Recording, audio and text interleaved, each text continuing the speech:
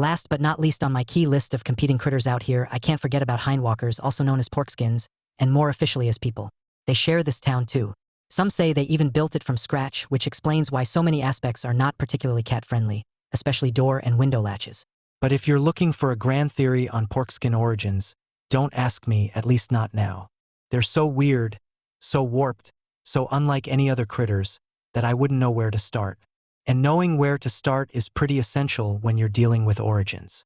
I'll have to wait until I'm more advanced in my philosophy to even get close. I mean, when I still can't work out how they get their food supply, their gadgets, or even their fur styles, what chance do I have here? It feels like they're basically living in their own world at times, and the rest of us have been locked out the loaded pantry. Though maybe the Maniac Club too, thankfully. Dealing with hindwalkers is most definitely a complicated affair. So I usually try and simplify things as much as possible and just keep my distance. This is made easier by the fact I don't have any cravings to eat them, even with that pale, pork-like skin they have under their false hides. Maybe it's because they conceal their real hides all the time and alter their scent so much, I don't know. I'm sure they taste fine. Honestly, I've overheard a few rats who've tried hindwalker and they say it's good, a bit like, you guessed it, pork chops. Then again, you have to be careful taking flavor advice from rodents or any advice in general, for that matter. Yes, they have the knack for food finding, but not exactly for fine dining. But regardless of how normal people may taste, truly, they're some of the strangest and downright creepiest critters out there. And it's not just the way they look and get about, though that's a good starting point. The porky skin with a patch of fur on the head and sometimes the jaw, it's like they can't make up their minds whether they want to be furred or furless. Maybe even being feathered crosses their minds too, since I've seen quite a few wearing plumes in their hats, and not just to fake their way into a flock like that pigeon feeder. Then all the false hides they wear for protection, and probably so they don't freeze dead, they can't just stick to one type, something to blend into their buildings, maybe with brickwork patches if it looks right. No, they change these hides all the time on a whim, even when the weather hasn't budged a bit. And most of the time they can't even get the parts to match. And when it comes to movement, that way they walk, as though they're constantly reaching up on hind legs to find something, maybe some critter sanity, tipping over with every step. It makes me unstable just watching it, especially when they go wobbling downstairs. I assume this upright method is mainly to make themselves look bigger, since they're too furless to puff themselves up naturally. If people walked on all fours, they wouldn't be much higher than a hound, believe me. So just by looking at people you can tell something isn't right with them. But in truth, the problems run deeper than a Main Street manhole. You can see by the way the porkskins act and the things they make and the way they actually believe dogs are their loyal friends instead of freeloaders who would deflesh them if the bowl stayed empty too long, that they tend to live in an absolute fantasy world a lot of the time. I can admit that cats don't understand certain things people do, but I think we also don't buy into as much fluff either. We just go about our business down here and take things for what they are. The world can be pretty simple if you just accept the obvious, whether you like the obvious or not. If it barks, it's a dog. If it flaps, it's a flapper.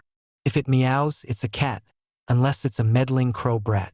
We don't raise gnars as meowers or teach puppies how to mew. And we wouldn't put mama cats into the tom life unless we wanted to die out. Toms fight it out and mama cats mind the kittens. And kittens mind their whiskers until their fangs are more than prickles. But porkskins try to make everybody and everything just like themselves, even when the hide couldn't be further from pork. It's a twisted obsession. I'm surprised they haven't plucked all the fur off dogs and cats and left just a head crop to comb. But maybe that's coming. I've already seen a poodle that's almost there and some dogs wearing false hindwalker hides in chilly weather. I actually wonder whether the porkskins might not have two brains in their heads. Maybe I'll try to check one day if I see any carcasses lying around, but they'll probably have to have dropped dead from pretty high up to crack the egg, so to speak. Otherwise, I suppose I could still ask some rodents who may be able to gnaw their way inside and see what's going on. What I'm thinking is, there could be one brain that's making all the towns and machines and the other that's just having all these ridiculous fantastical ideas. And it's like the two brains are right next to each other in the skull box, but they've never met. Maybe there's no vein attaching them or something. I don't know. I'm no vet. It gets a lot worse than that though. Ask any four-legger or flapper out here, or even finback if you can catch one, and they'll tell you that hind-walking porkskins are the most dangerous creatures of all. Why? Well, one reason is that they don't even have to be there in person to kill you. They make devices to save them the effort. It's not just unfair, it's downright diabolical, to a level even the merkbirds can't match, though I'm sure crows have a mass prayer to the bird gods every roosting night for help with that. Those snap traps porkskins construct speak for themselves, though. At least my own furry snap traps are flesh and bone. Give the victims a head start, don't promise sweets, and you can put a face and a name to the main jaws too. And with people it's not like with cats and dogs and crows, where you know where you stand. Normal, healthy-minded critters either don't want anything to do with you, or want to know you inside and out, often pulling the insides outside to make that happen. There's nothing too confusing about it. But with Hindwalkers, you don't know what to expect. One wants to stick you in a cement mixer. Another wants to tie a ribbon round your head and take you home for wifey. And then everything in between. It's the kind of thing where you just wish they all had it in for you so you could simply avoid cement mixers, assume wifey has mutt mania, and be done with them. Though even then you might not be safe, as they can just invade your alley at any given hour. And if you can't hiss or scratch them out, they can spend the night atop your sofa den, snoring right through the cushioning so loud you've got to scram and rough it on a pet shop lane bin lid, wishing Spinster would just cocoon the invader and suck them silent while you're gone. Though the lazy bug never lays a strand on them, I'm telling you. It really is such a huge problem for meowfolk how people can be very helpful, but at the same time just can't be trusted. My mother told me that from day one, because she knew all too well. She may have ended up on the streets, but she spent most of her life as an insider. She says I was very close to being a house cat by birth, but unfortunately we had some bad luck in the family. My mother got herself married to a tomcat after a while. A pretty dashing guy, a part-time lane lurker frustrated with inside life, but no scum tom. She wanted to start a family of her own and raise them in the house. But when the Hindwalkers found out she was full of kittens, they kicked her out and dumped her so far away she couldn't find her way back. So she ended up having her kittens in an apple crate. That's where I was born. She told me once I did have 2 sisters, but she couldn't find enough food for all of us and they went to kitty heaven to find food instead. It was lucky for me she had some experience on the street though, or I'd be in kitty heaven too. Don't get me wrong. Kitty heaven must be good in many ways, but you probably don't get your own alley and things like that if you arrive there so young. And I bet it's real crowded by now with all the dead meowers I've come across. Pretty sad about my mother and sisters, I know. If it was a hound story, the whole town would be in tears. Dog-sick people would make a great big fountain in remembrance. I guarantee it, with a bronze mama dog and her pups. Just like those streaming fountains they make with posing heroic hindwalkers. But they wouldn't coat their precious dogs in melted bronze, probably. They'd use baby horses or some other critter and adjust the ears and tail and feet before the metal sets so it looks about right. Then they'd have drool-like water streams flowing out the chops of those bronzed snouts and call it art. And every day I'm sure real hindwalkers would show up and dump bones in the basin, saying a prayer and having a moment of silence. Sickening. Anyway, my mother told me about the only thing you can truly trust in life is your killer instinct. But having said that, she told me as far as pork skins went, I could just about trust Carl the critter carver, since she'd known him for a long time and he'd always been a good soul and a reliable source of finger food. Obviously, I don't mean handing out chopped off fingers, something pretty hard to do specializing in fingerless beasts like he does. It's just a little Mews speak for food delivered by fingers, those spidery paws of the hindwalker, which is an important component of any meower diet, for better or worse, even the proudest strays. If Carl actually did start tossing fingers, I might not turn them down though, depending on the state of my gut hole. They'd definitely be the perfect size to carry off inside the cheeks out of sight. Yes, we all get taught not to bite the hand that feeds, but if the fingers come off someone else's hand, technically it shouldn't be an issue. Carl is a full-time beast butcher, if you haven't guessed already, not just some keen kitchen dicer. My mother introduced me when I was a kitten, and I still go by his place most weeks. He was actually the one who named me Morty, and it's stuck ever since. Well, I wish it stuck a little better sometimes, but Carl probably hasn't got the word around to enough customers yet. It's funny. I never thought I'd get on this well with a hindwalker, that's for sure. Definitely not one with so much meat to guard. Still, despite knowing him all this time and even trusting him with my naming, I continue to keep a wary eye on the guy, just like my mother said, and a wary ear scoop also.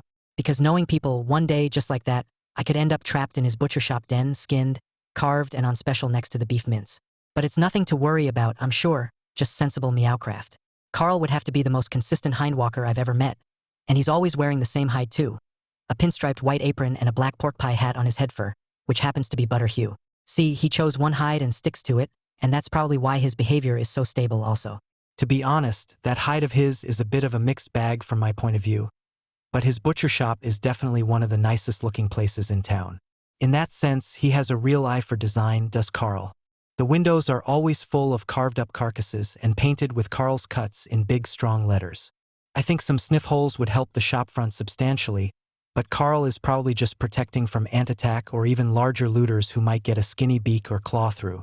He's very experienced at carving critters and guarding the juicy flesh, so the man probably knows what he's doing. Where he gets all these kills and even what kinds of critters they are, I can't say for sure. Obviously, I can sometimes put names to the flesh after hearing Carl explain this and that, but it doesn't mean I've actually met the morsel makers alive. Most of them seem to be pretty damn big, at least hound size, but going all the way up to a horse even. I know those two aren't in his shop though, or I would have smelled them, I'm sure. I got given a foot with a clopper on it once, and did have a whiff and a wonder, but it was quite different from the horse type thankfully, and much easier to chew. It's obviously a shame Carl doesn't carve up dogs. But the meat is probably as foul as their bark mist, so it's not surprising. He only butchers for quality cuts, even if in this case it would also serve the neighborhood. I figure whatever these mysterious beasts are, we're all belly bagging. They're from some part of town I've never discovered. Now and then I do some silly musing about searching the territory out for a hunting expedition. But if the beasts are as big as I'm guessing, I wouldn't have much luck right now, so I'm in no hurry. We'll see how big my tom bones get first. I'm guessing even the pork skins use their diabolical traps to catch these things, especially the heftiest prey. Probably not snap traps, but you never know when you see how massive some of their machines can get, those crazy cranes for instance. It also seems that Carl can't be doing most of his own hunting, since he's busy in the shop all day. I assume the beasts are mainly trapped by other people and tossed his way for butchering. But after closing time, he might still hunt a few near his house den to add to the pile. He's a guy who clearly isn't afraid to get his paws saucy. You might think I'm disappointed Carl never serves up gnars in his shop. But actually no. I take pride in catching them myself, and it's nice to have some different flesh to fang when I stop by. I also don't want him hanging all these freshly skinned rodents by the tail in his window and having the Hindwalkers get a taste for them. Taking home paper-wrapped rat piles every day, with their kids eating mice treats alongside and being warned not to swallow the buck blades. In the end, the few finger food rodents I get a week, nicely carved, will come at an incredible cost, having my streets rat snatched dry to the very last gnar nest. Now, Carl is definitely what meow folk might call a harmless hindwalker. If you added up all the body parts he's thrown my way over the years, and to my mother before me, and stitched them back together, that's probably a whole pack of beasts right there. And never once has he thrown a scowl, even in the early hours. I know he's covered in blood a lot of the time, and carries around a holster full of knives, and likely takes down at least some of the beasts in his collection, as I said, which might all concern some cats, but it's quite obvious he isn't a random murderer. We do get them in the alleys from time to time.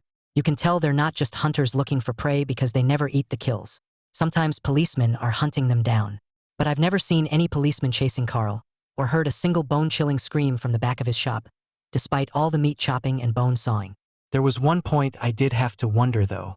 I was visiting the shop one day and saw a massive hole in one of the windows.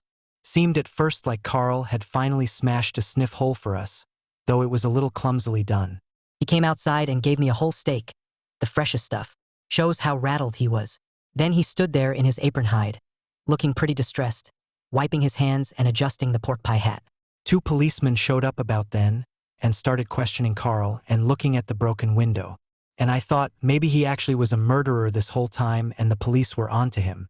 I remembered back to the first time I saw that pile of pale-skinned pork in his shop window and thought he carved up hindwalkers to sell because the hide looked exactly the same. But my mother told me what it really was, and after finally getting hold of a few morsels, I smelled the difference right away. But now with the policeman there, I started wondering whether some of those cutlets actually were hindwalkers after all. And maybe that hole in the window was where a victim tried to escape. I suddenly had to confront some difficult moral questions. Was I really prepared to take food from a genuine murderer? Well, yes, of course I was. Food is food, and I'm half-starved at least half the time. So I guess that wasn't so difficult in the end. But there was still the question of whether I was prepared to risk my own neck for these delicious offcuts. A much harder moral question than the first one. Because if Carl could kill his own kind, he could kill anyone, including meowers. But before I'd solved that dilemma, the policemen were joking with Carl, who grabbed his trusty Fritz loaf, always hanging by the string off his belt near the knives, and cut them all some real thick slices. So he must have been innocent after all. Carl only gives free Fritz to critters he's on friendly terms with, especially slices so chunky. Except that one night we got into some big hunt trouble down the park. But I'll get into that later. This stuff is also known as pink lump if you're not familiar with the delicacy. And the only way to get it without having a butcher in the know is to strike it lucky between bread slices. And before I do. And so those policemen were pretty happy chomping their chunks. By the smell of it, one also bought some bratwurst before they went on their way. I bet Carl put an extra sausage in there too. That's the kind of thing he'd do. He's a generous old beast, Carl, carving all those fresh bodies up for everyone in town. I think a lot of folks take it for granted how nice of him it is to do that. If you've ever done your own hunting, you'll understand. Not having to deal with fur and scales and feathers and bones, it's such a convenience. Time is munch out here, and if you can't get down to that gory stuff quick enough, you'll be sharing it with the whole feral neighborhood, or even lose it to a heavyweight. Carl definitely has certain hunting advantages over most hindwalkers. His knives are like his special claws. Mine are retractable, whereas his are detachable. I have to admit, they're pretty impressive claws he's got. But while it's true they may be a little sharper than mine and bigger and longer, maybe slightly tougher too, when you think a little harder, I'd have to say the cat set is still superior. See, let's say I had 4 butcher blades attached to every paw. They'd weigh me right down. And I'm going to be about as agile as Carl himself, which means still far better than the average hindwalker. But even a fallen fledgling with the nest woven to his bum quills would have a fighting chance to escape round the block. Big beast hunting is one thing, but in my world, there are times you need to outturn your own flicking ear scoop just to keep a rump in range. Now, even if I just had a set of 4 blades on the white-socked kill paw, there'd still be problems. Because unlike cat claws, you can't retract these huge knives. So that means when you're stalking in the still of night, they'll be clanging on the cobbles like cutlery in a rowdy kitchen. Not to mention, those shiny blades are going to be glinting with lamplight all night long. You'd have to be chasing one of the 3 blind mice who just went deaf and broke 4 legs to have any chance of a catch. See what I mean?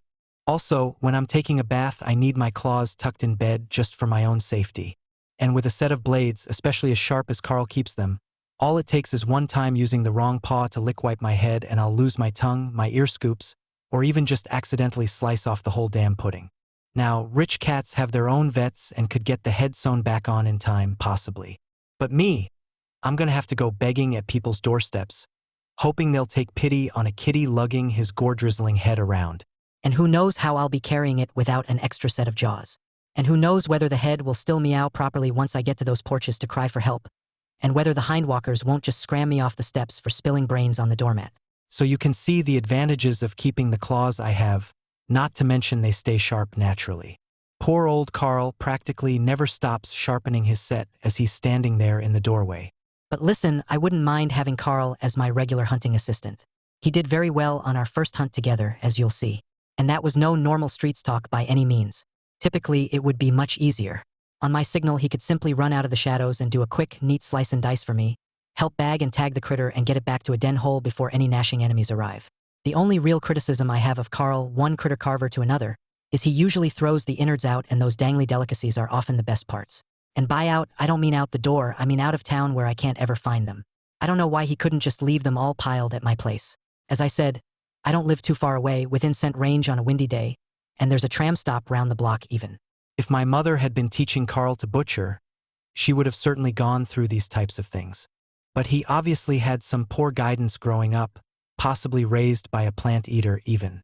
That could also explain why he now hoards more meat than anyone in town, feeling like he missed out so much as a kid. So, sure, I'd have to give him a bit of a tutorial before recruiting him for regular hunts, tweak his skills a little, but he'd be a better butcher for it too.